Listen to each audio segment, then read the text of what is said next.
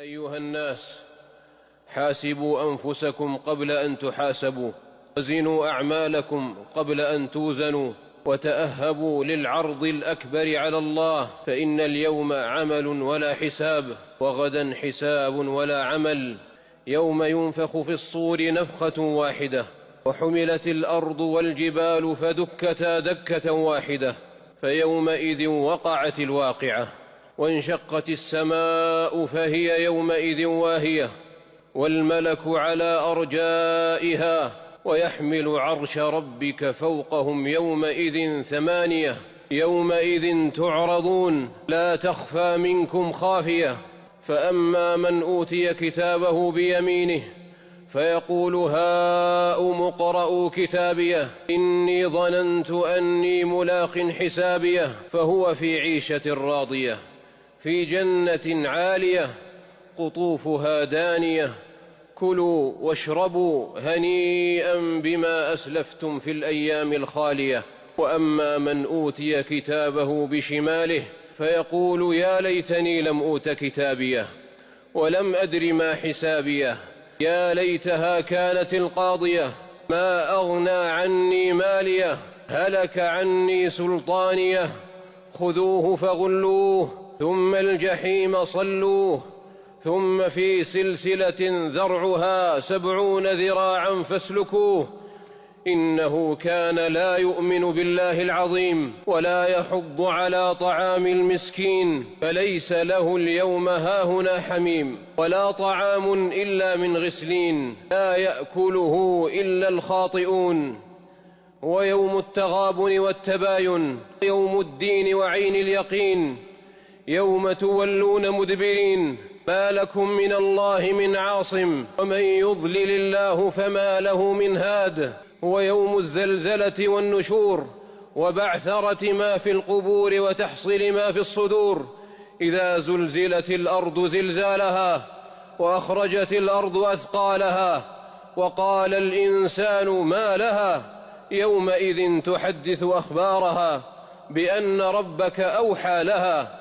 يومئذ يصدر الناس أشتاتا ليروا أعمالهم، فمن يعمل مثقال ذرة خيرا يره، ومن يعمل مثقال ذرة شرا يره. هو يوم لا ينطقون ولا يؤذن لهم فيعتذرون. في ذلك اليوم يقبض الله الأرض ويطوي السماوات بيمينه، ثم يقول أنا الملك، أين الملوك؟ أين ملوك الأرض؟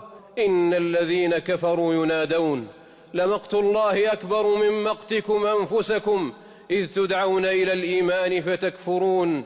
قالوا ربنا أمتنا 2 وأحييتنا 2 فاعترفنا بذنوبنا فهل إلى خروج من سبيل؟ ذلكم بأنه إذا دعي الله وحده كفرتم، وإن يشرك به تؤمنوا، فالحكم لله العلي الكبير.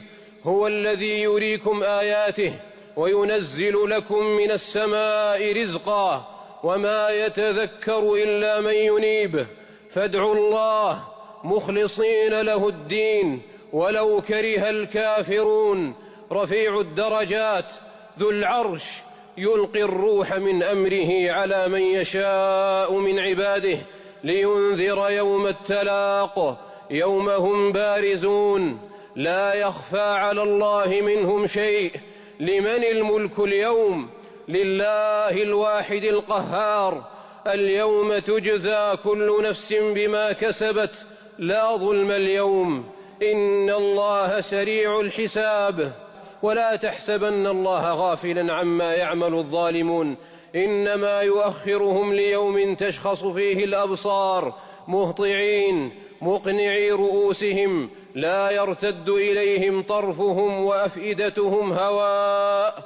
وأنذر الناس يوم يأتيهم العذاب فيقول الذين ظلموا ربنا أخرنا إلى أجل قريب نجب دعوتك ونتبع الرسل، أولم تكونوا أقسمتم من قبل ما لكم من زوال، وسكنتم في مساكن الذين ظلموا أنفسهم، وتبين لكم كيف فعلنا بهم، وضربنا لكم الأمثال. وقد مكروا مكرهم وعند الله مكرهم وإن كان مكرهم لتزول منه الجبال فلا تحسبن الله مخلف وعده رسله إن الله عزيز ذو انتقام إن الله عزيز ذو انتقام. بارك الله لي ولكم في القرآن العظيم.